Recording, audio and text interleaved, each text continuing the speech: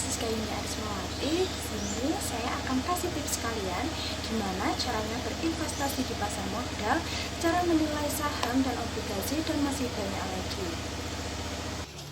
Nah, pasti di sini kalian ada yang ingin berinvestasi tapi masih bingung gimana sih caranya berinvestasi. Oke, di sini aku akan jelasin gimana caranya berinvestasi di pasar modal.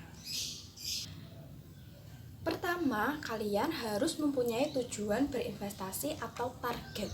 Contohnya, kalian berinvestasi karena ingin membeli rumah atau membeli kendaraan. Dengan begitu, kalian mempunyai semangat dan konsisten dalam berinvestasi. Selain itu, dengan memiliki tujuan, cara investasi yang kalian lakukan dapat lebih terarah karena memiliki target dan strategi yang jelas. Nah, jika kalian pemula atau masih awam dan belum percaya diri bertransaksi saham, bisa mulai investasi dengan cara tidak langsung, yaitu dengan membeli produk reksadana melalui manajer investasi yang sudah terdaftar di OJK. Selanjutnya, yaitu melakukan eksekusi. Untuk berinvestasi di pasar modal, wajib memiliki rekening investasi. Cara membuka rekening investasi tidaklah sulit. Kalian bisa melakukannya melalui lembaga keuangan yang tepat seperti di perusahaan sekuritas jika ingin investasi saham, atau di perusahaan manajer investasi apabila memulai dengan reksadana. Biasanya yang dibutuhkan untuk membuka rekening investasi adalah kartu identitas, NPWP, nomor rekening bank, pengisian formulir initial investment, dan syarat-syarat lainnya yang bisa kalian cek di lembaga keuangan terkait. Apalagi saat ini memulai investasi semakin mudah dengan keberadaan perusahaan finansial teknologi atau vintage yang memungkinkan kalian memulainya hanya dari gadget dan tanpa harus datang ke kantor. Oh ya, untuk modal investasi juga tidak mahal loh. Kalian bisa mulai investasi dengan modal kecil. Misalnya investasi reksadana dapat dimulai cukup dengan 100.000 saja. Investasi saham tidak mahal, yaitu cukup membeli satu lot atau 100 lembar saham sebagai awalan. Nah, jika sudah mempunyai rekening saham, kalian bisa melakukan transaksi awal atau top up dana pada aplikasi yang sudah dipilih untuk berinvestasi. Setelah itu, kalian bisa mulai transaksi jual beli saham. Nah, setiap aplikasi pasti memiliki pengaturan sistem transaksi jual beli sahamnya masing-masing. Kalian bisa menonton video atau tutorial atau langkah-langkahnya dari aplikasi trading yang kalian download. Dalam berinvestasi, kalian perlu memiliki strategi yang tepat. Dengan mempunyai strategi, dapat membantu kalian dalam mengoptimalkan modal yang kalian miliki agar bisa mencapai target investasi sesuai tujuan keuangan kalian.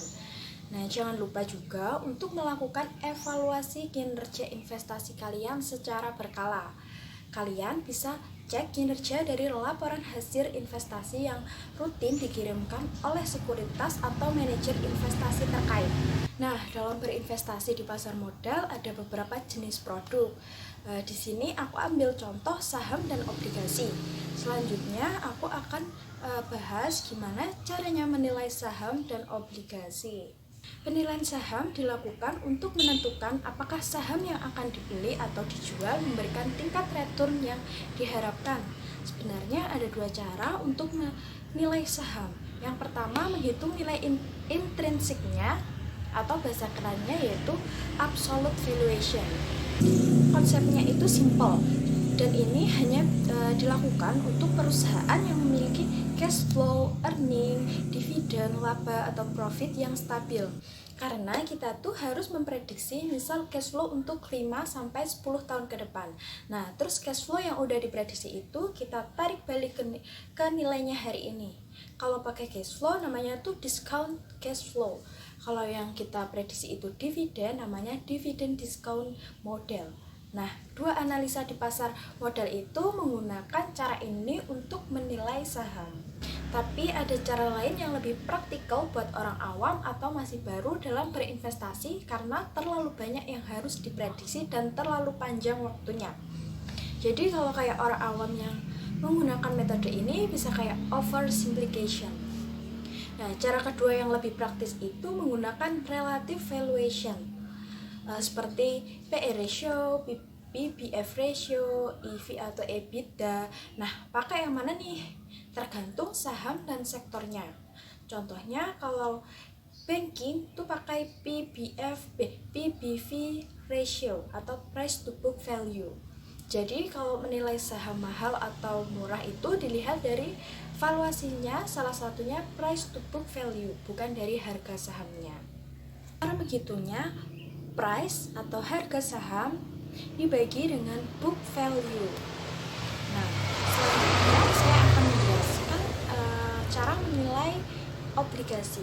Nah, obligasi itu apa sih? Obligasi adalah surat utang jangka menengah maupun jangka panjang yang dapat diperjualbelikan. Nah, obligasi berisi janji dari pihak yang menerbitkan saham untuk membayar imbalan berupa harga pada periode tertentu dan melunasi pokok utang pada akhir waktu yang telah ditentukan kepada pihak pembeli obligasi tersebut.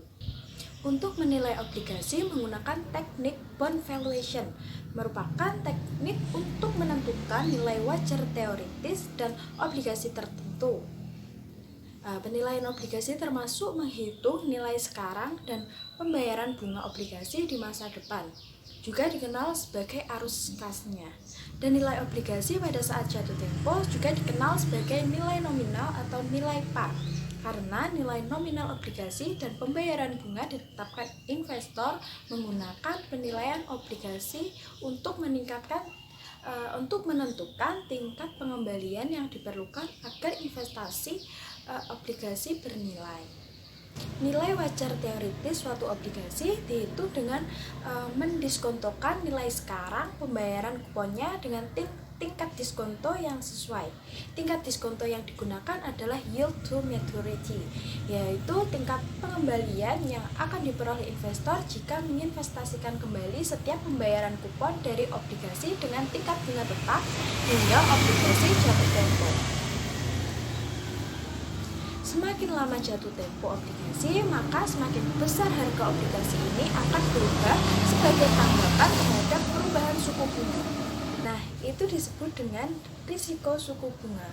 Akan tetapi, obligasi dengan jatuh tempo yang pendek memiliki tingkat reinvestasi yang tinggi bagi investor, yaitu risiko bahwa pendapatan akan menurun karena arus kas yang diterima oleh obligasi dan di-rollover pada suku bunga yang lebih rendah. Selanjutnya yaitu menilai baik atau buruknya saham dan obligasi. Yang pertama yang saham. Sekarang aku akan bahas tentang bagaimana menilai baik buruknya saham. Yang dimaksud baik buruk di sini maksudnya adalah prospek menguntungkan. Di sini aku akan bahas dari yang paling basic. Pertama, lihat riwayat kinerja keuntungan perusahaan. Lalu yang kedua, perusahaan memiliki produk atau jasa yang baik. Kalau tadi tahap pertama kita lihat dari riwayat keuntungannya, lanjut ke tahap kedua, kita lihat perusahaan ini memiliki produk atau jasa yang baik atau enggak sih. Kalau perusahaan punya produk yang baik dan inovatif, maka kemungkinan besar perusahaan akan sukses. Contoh perusahaan BBCA atau Bank BCA. Saham BCA ini performanya cukup bagus karena produknya cerdas. Produk inovatif bisa mendapatkan penjualan yang lebih tinggi sehingga perusahaannya bisa berkembang.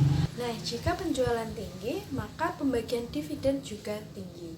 Ketiga, manajemen yang baik. Nah, cara menilai saham yang baik atau tidak juga bisa melihat manajemen perusahaan tersebut. Kesuksesan sebuah bisnis itu sangat tergantung dengan manajemennya. Kalau manajemennya bagus, perusahaan bisa meminimalisir pengeluaran dana yang tidak diperlukan. Hal tersebut akan berdampak pada investornya juga. Nah, gimana kita melihat manajemen bagus atau tidak? Kalian harus rajin-rajin membaca berita ekonomi, terus ngikutin informasi jika perusahaan tersebut muncul dalam berita. Yang terakhir, sinyal positif analisis teknikal. Teknik analisis teknikal ini adalah analisis yang bisa digunakan untuk mengidentifikasikan tren dan pola. Biar apa? Biar kita bisa menemukan timing yang tepat untuk masuk atau keluar saham tersebut.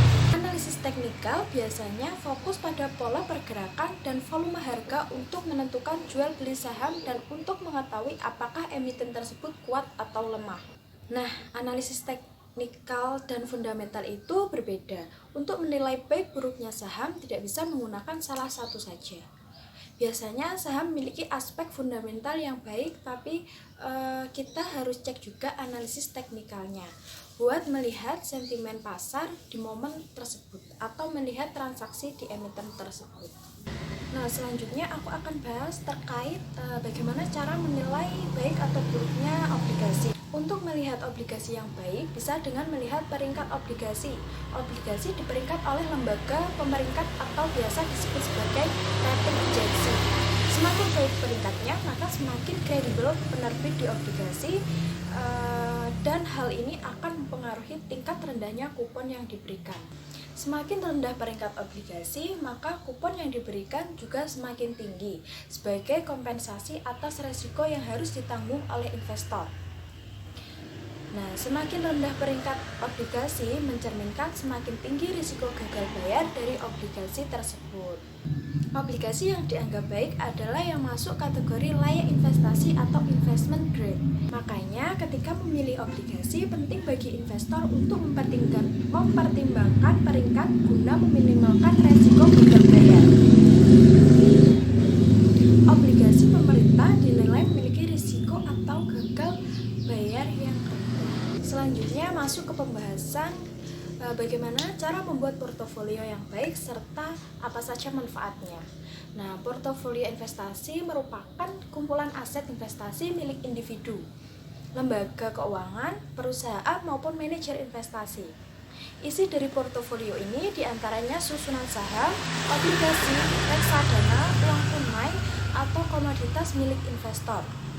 Ada pula manfaat dari portofolio, yaitu memaksimalkan tingkat keuntungan dalam berinvestasi dan meminimalisasi resiko.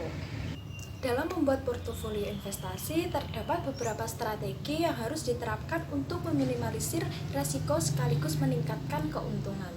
Yang pertama yaitu diversifikasi portofolio. Diversifikasi merupakan strategi investor untuk mengoptimalkan return dan meminimalisir resiko dengan menetapkan investasi pada lebih dari satu instrumen, baik saham maupun non-saham.